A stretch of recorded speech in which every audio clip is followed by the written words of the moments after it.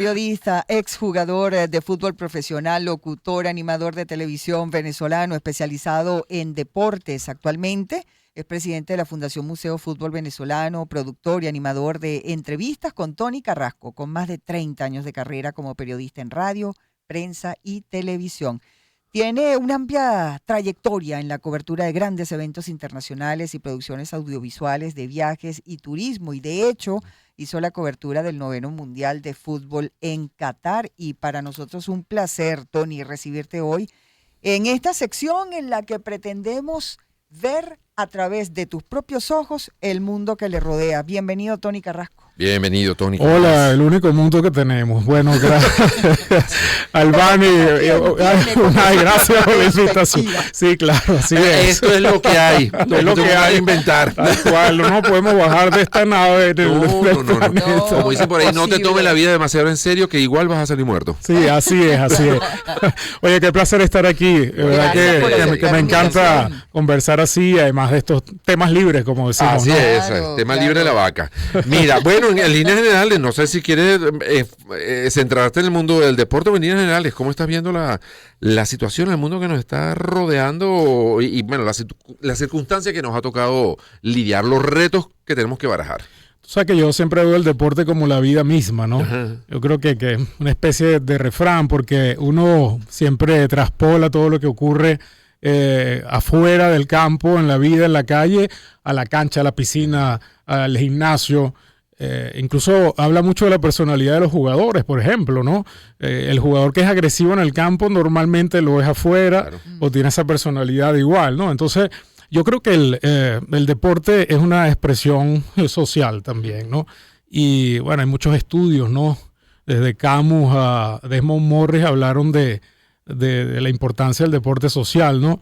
Que aquel hombre que en la casa no lo dejan hablar, Unai, y entonces de una mujer que lo tiene sometido, llega al estadio el domingo y bueno, se desata y se libera todo.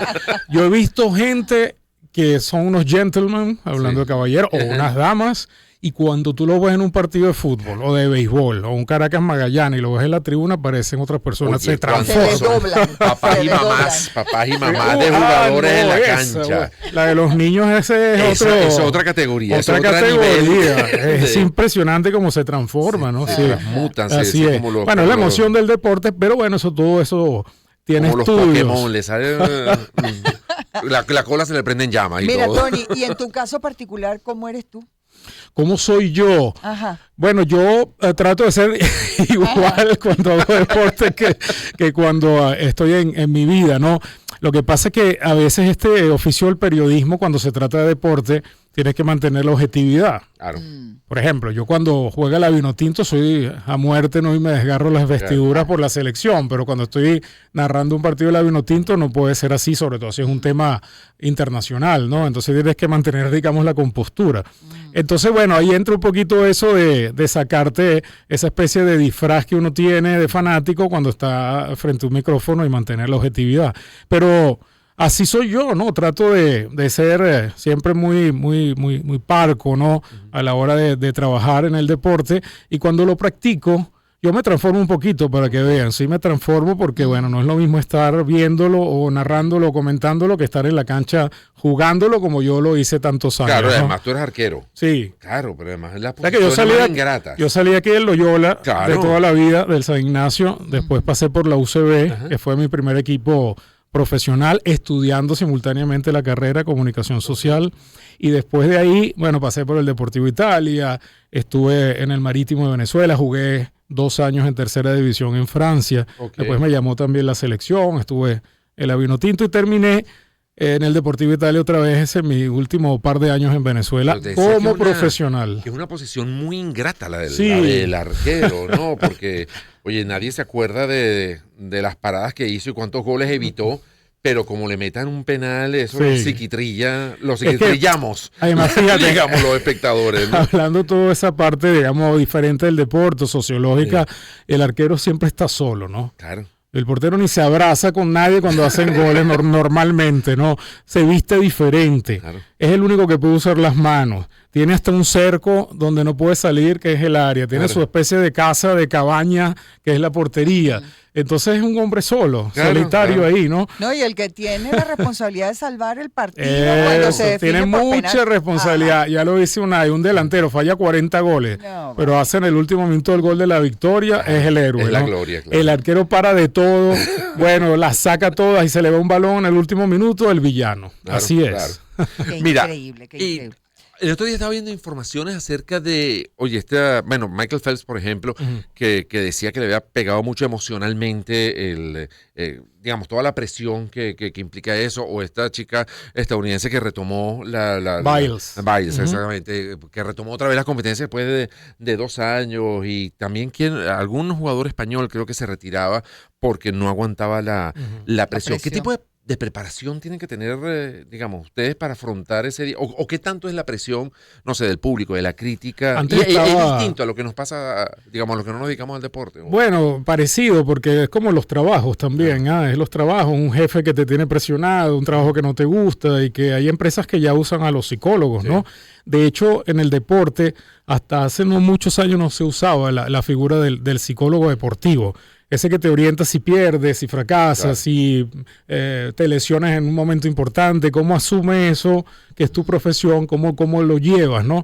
Entonces, bueno, ahí yo creo que el psicólogo deportivo es muy importante hoy en día y se está usando. En aquella época no se usaba, en la época mía, por ejemplo, no se usaba psicólogo deportivo. Hasta cómo lidiar con la fama, ¿no? Cómo lidiar con el éxito, que es muy complicado también, ¿no? Hay gente que se vuelve como loca cuando tiene 15 minutos de gloria. Tienen que prepararlo integralmente, ¿no? Porque, bueno, nadie sabe qué carrera va a hacer. Y si va a llegar muy alto, también uno sabe que se desploma si no sabe de alguna manera capitalizar todo ese... Exactamente. Y lo que dice Unai, ¿no? El caso de Phelps, Michael Phelps, que es el mayor ganador de medallas de la historia olímpica, también llegó un momento que se habló de la presión, que se habló de que, bueno, ya llegó un momento de yo ya no dejo, ya estoy fuera de las piscinas. De hecho, estuvo un año casi fuera de las piscinas. Simone Biles, que tú nombras, la gimnasta estadounidense, en plenos Juegos Olímpicos, dijo: no aguanto, llorando, la presión, loca, desde los 4 años estoy en esto,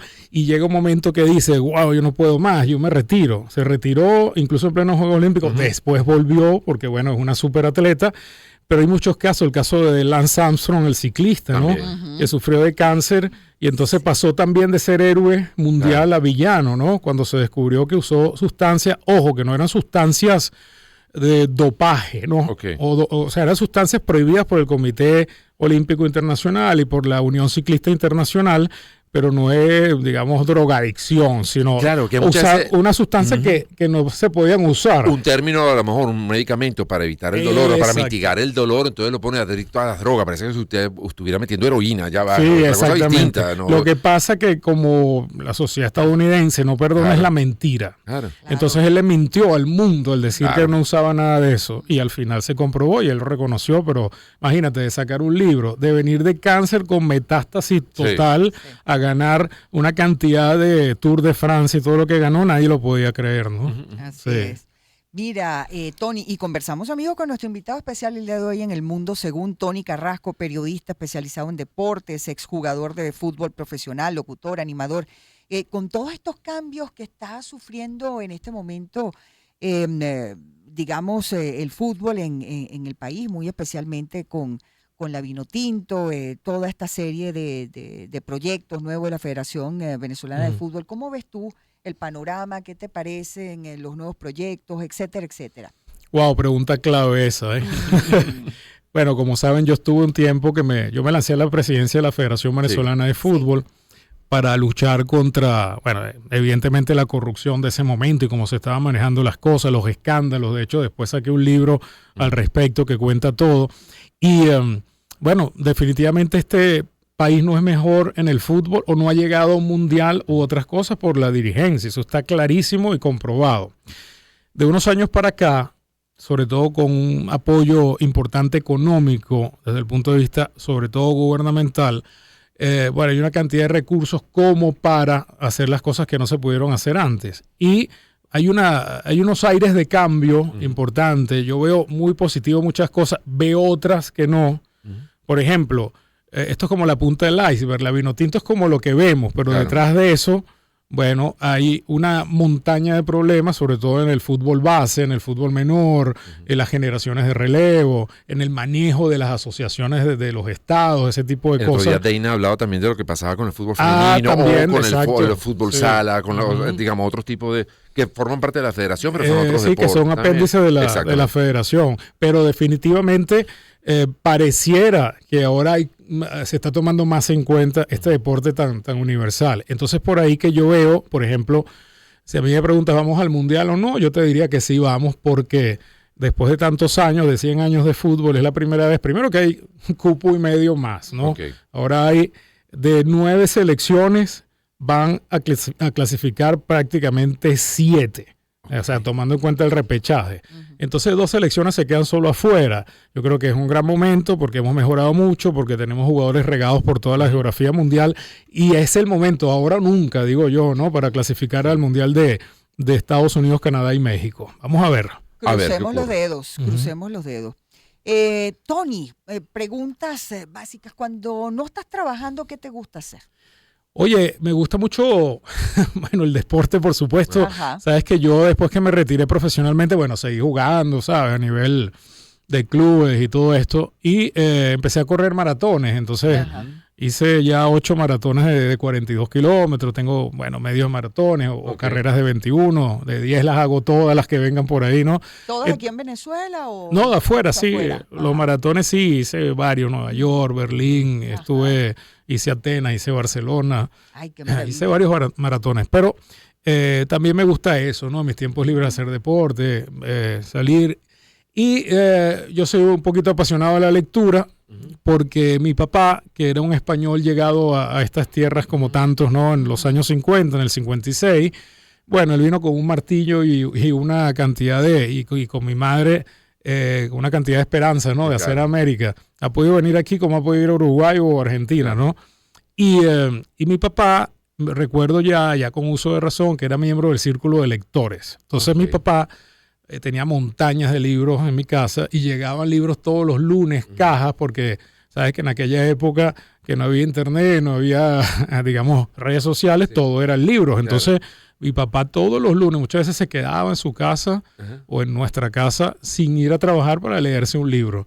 Y entonces, Wow. bueno, yo echaba mano de muchos libros de eso. Además, mi papá tenía una filosofía de que leía a Mahoma, a Buda, a Cristo y no importaba, porque había que aprender de todo, De ¿no? todo, claro. Entonces era muy abierto en eso y me pasó esa, digamos, esa afición. A mí me gusta leer, por ejemplo, ¿no? ¿Y Sí. qué género Ahí te eso te iba a gusta? preguntar. Ah, Oye, a mí me gusta, hay un Khaled Hossein, por ejemplo, es un autor nacido en Afganistán, bueno, ahora vive nacionalizado estadounidense, pero tiene 2 libros extraordinarios, que es el estilo que yo lo disfruto más, digamos, porque uno debe leer un poquito de todo, pero más de los 140 caracteres que uno Sí. leyendo día a día, cuando hay tiempo, uno va a una playa o está en un avión, porque a veces el mare magnum diario no te permite Claro. leer. Yo recomiendo esos 2 libros de él. Mira, 1000 soles espléndidos Ok. y Cometas al cielo. Esos son 2 libros. Uno me hizo llorar en la última página, que era Cometas al cielo. De hecho, sacaron una película después que eran 2 niños que crecían paralelamente, pero Ok. uno era servicio del otro y al final se invirtieron los papeles y era Ok. muy bonito. Y aquí es una novela. Es una novela. ¿Te gustan las Sí, novelas? más sí, que- es una ok. novela. Y el otro es bueno, la época de los talibanes cuando llegaron a Afganistán y Claro. entonces el tema sobre todo contra las mujeres. Entonces lo que uno te da como ternura, un libro en la última página y el otro lo que te da es rabia, Claro. provoca tirar el libro contra la pared. Porque Sí, Pero como bueno, por lo menos así. mueven emociones, que es lo importante. de Eso, cualquier, eso es lo que me gusta, de que el cualquier libro, obra, ¿no? Sí. hay libros que me aburren y que al mejor en la mitad los Claro. dejo, ojo. Pero más allá de los libros que uno debe leer para actualizarse de deporte, etcétera. Pero este tipo de libros que en verdad que te emocionan o que tienes Bueno, sueño y no lo sí. puedes dejar, Claro. o oye, quieres llegar para leer, son los que me apasionan. Y desde el punto de vista profesional, ¿qué es lo que más te hemos visto en distintas facetas, ¿no? Como comentarista, como productor, como entrevistador, o como, digamos, realizador de tantos proyectos? ¿Cuál es el que más te divierte, te interesa, te apasiona? No sé. Bueno, precisamente las entrevistas. Ok. Sí, yo creo que es el género que más me apasiona. lo he desarrollado en todas las facetas, pero especialmente en televisión, Sí. bueno, radio también, pero por el entrevistado descubres la verdad, ¿entiendes? Claro. De todo. Yo incluso me invitan mucho a charlas en las universidades y yo le cuento a los alumnos que normalmente, bueno, esto que se llamó entrevoir cuando nació con los franceses, Ok. que era simplemente preguntar y responder, lo hacemos desde que nacemos, Sí, realmente. sí, Cuando empezamos a hablar, preguntamos, te respondo, tienes un mar de curiosidad. Eso llevado, por supuesto, profesionalmente, es lo que hacemos los periodistas, pero además que no se justifica ahora cualquier hecho noticioso, ya sea de cualquier fuente, ¿no? Pero especialmente del deporte también, sin que el protagonista lo cuente. Entonces abordar, y sobre todo a mí me gusta el lado humano, personal, es decir, tener enfrente a un Messi, por decirte, o un Michael Phelps, o un Usain Bolt, el hombre más rápido del mundo, y que al final veas que es un humano más, pero que tú lo señor. descubras, ¿no? Para la gente. Entonces eso me encanta, ¿no? Verle a los ojos al invitado para que Porque imagínate, en descubras tantas entrevistas cosas. mete gente de todo tipo, o sea, no, Sí. digamos, no solamente deportistas. Ahora con el show sí hacemos Ok. de todo un poquito, porque también estamos en una ciudad y en un país donde no es Miami, donde hoy puedes tener a Michael Jordan, mañana a Messi. O sea, aquí llega un momento que ese bagaje de invitados Claro. de primera se terminan, ¿no? O por no repetir, bueno, incorporamos después que pasó digamos, el show a ser un tipo late night, un poco guardando las distancias con los grandes super shows internacionales, con nuestros recursos, pero tratamos de que haya también, bueno, eso, ¿no? Un poco espectáculo, música, entonces ya ahí llevamos artistas, periodistas, gente del medio, y a mí me encanta porque es una oportunidad también de acercarse a todo el mundo directamente. Claro, claro. Bueno, ya sabemos por lo que nos acabas de decir que como entrevistador tienes ciertas cosas que te gusta conocer de tu entrevistado. Ahora, como entrevistado, ¿de qué no te gusta hablar, Tony? Esa es buena. Oye, pero está afilada, Está Albania. afilada, No ¿ves? sé Porque qué- mira, el Mira. clima la pone así más afilada que de costumbre. El cambio climático. Así estamos. Mira, a mí no me gusta hablar de chismes, por ejemplo. Ujú. Ok. Es decir, yo respeto la prensa rosa, o sea, la prensa del arte y el espectáculo. Sí. Y Albani lo sabe mejor que nadie, ¿no? Pero eso es una cosa y el otro es lo que llaman ahora farándula, que es sentarse a contar chismes, ¿no? Entonces, cuando yo voy a una entrevista y yo en plan de entrevistado y me empiezan a preguntar cosas muy chismosas o rebuscadas, ¿no?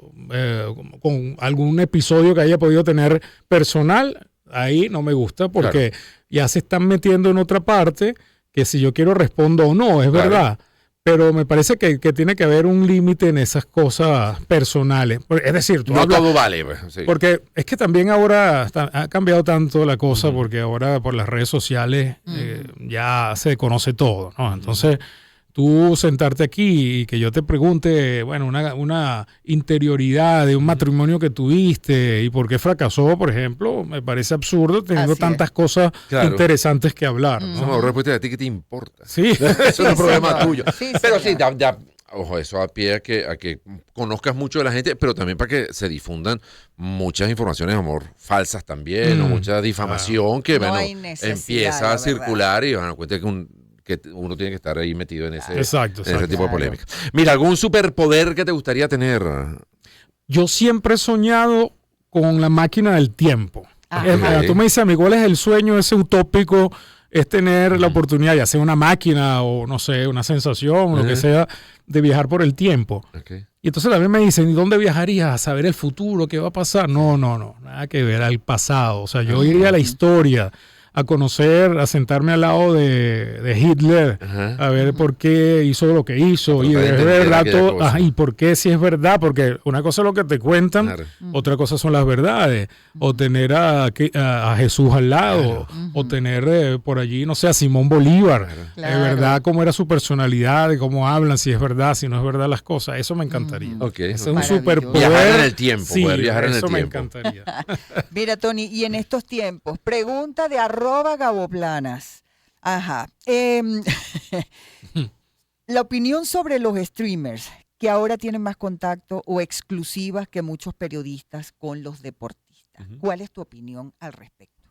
Yo respeto las nuevas alternativas Me parece que el mundo se ha puesto pequeñito, sobre todo la inmediatez es increíble. Yo tendría unos cuentos, bueno, que tardaría mucho de cómo yo mandaba mis primeros videos en las coberturas de los mundiales de Italia 90, que fue el primero, o Barcelona 92, que fueron mis primeros Juegos Olímpicos. Bueno, eso era un proceso para mandar una imagen. Ahora cualquiera saca el teléfono y simultáneamente en un live en vivo se hace. Mientras quien lo haga, sobre todo es un mensaje para las nuevas generaciones, lo hagan siempre con el fundamento de hacer las cosas bien y sobre todo de buena intención. A mí me parece que, bueno, cada quien manejará sus estilos y todo eso. Lo que sí creo que por algo nosotros, los periodistas o comunicadores, hemos pasado por una universidad, 5 años. Y si la universidad no pasó por ti, como tú pasaste por la universidad, perdiste el tiempo. Entonces tiene que haber una diferencia en manejo de herramientas, de lenguaje, comunicacionalmente también en manejo de las técnicas. Es decir, no es lo mismo que yo haga un programa de televisión en un canal nacional o internacional o lo que sea de 1 hora, tiene que marcar la diferencia con el que haga un programa en una red social con un teléfono, porque entonces si no tampoco estamos haciendo nada. Claro. Entonces creo que la calidad, la pericia también el periodista y desde luego ese talante que te lo da el que se dedica a esto y no como un hobby, ojo. Claro. Y el criterio, muchas veces la gran diferencia es el criterio de qué preguntar, cuándo preguntarlo, y ese tipo de cosas que al final terminan haciendo. Yo creo que al final eso termina decantándose y los que no funcionan se caen por su y me molesta peso, enormemente, ¿no? Todo el tema de los seguidores. Yo, por ejemplo, no me considero un influencer. Okay. No sé dónde está la línea que separa de ser influencer o no. A mí no me interesa ser influencer. Pero yo lo que sí veo es que por la búsqueda de seguidores y todo eso, la gente es capaz de todo. O sea, yo no voy a salir sin camisa para ganar seguidores, ¿entiendes? Ese tipo de cosas. Igual que las mujeres no tienen por qué desnudarse. Entonces yo encuentro que hay otras cosas que mostrar y ahí sí critico, ahí yo critico la búsqueda de seguidores como sea, a costa de lo que sea, y me doy cuenta que lamentablemente el público también está equivocado. Claro. Sí, es así. Y que muchas veces se sigue a quien no se debe. O sea, y hay responsabilidad del seguidor, pues. Si yo salgo haciendo cualquier tontería y lo pongo en las redes, pero entonces o lo malo es que, que le dan like, bueno, entonces eso no es responsabilidad mía. Pero es que, ojo, a lo mejor los equivocados somos nosotros. Pues también, porque si hay 1 millón de personas viendo una chica que se quita la camisa y nosotros estamos haciendo un periodismo serio y no va a haber 10 personas, los equivocados seremos nosotros, el mundo cambió. Entonces, ahí hay que analizar a ver. Muchas gracias. Yo no lo creo, pero bueno, ahí pató. Finalmente, porque ya lo que nos queda son segundos, rápidamente, Tony Carrasco, si fueras presidente, ¿en qué invertirías el presupuesto nacional? Wow, no, bueno, evidentemente invertiría en hospitales, en escuelas, en la vialidad. A mí me encantaría ser más que presidente, ministro de infraestructura, es decir, o sea, aquí ha habido dinero, a veces hay más que otros, pero aquí ha habido petróleo y asfalto como para tener carreteras, invertirlo y no tener vías cayéndose, ¿no? Por ejemplo, esa sería una de mis inversiones principales. Lo demás lo dice todo el mundo, es decir, bueno, hospitales, escuelas, deporte, por supuesto, pero mira, esa parte de vialidad aquí en este país es que está grave, ahí caen 3 gotas.